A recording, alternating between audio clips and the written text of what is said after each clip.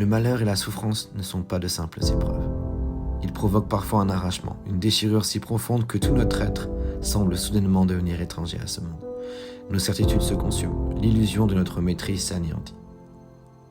Mais dans cette nuit obscure, une force insoupçonnée se trouve cachée, une parcelle d'éternité que le monde a recouvert de son ombre. Non pas une réponse, mais une ouverture. Le malheur n'est pas l'injustice de la vie, il est le creuset le plus radical. Le lieu où la conscience, vidée de ses défenses, rencontre enfin l'énigme nue de l'existence. Rien n'est plus étranger à la pensée que cette région égarée de notre esprit.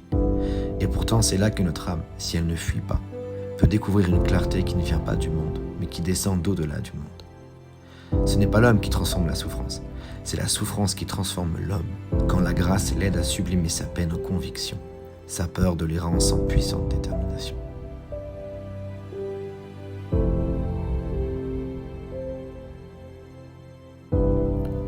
Elle devient alors matrice, non d'une solution, mais d'une transfiguration.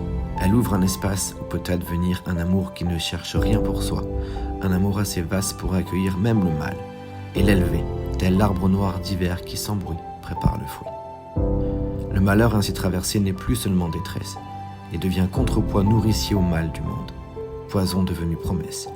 Il est un élixir qui nous guérit des furtives allégresses pour nous accomplir dans la sagesse.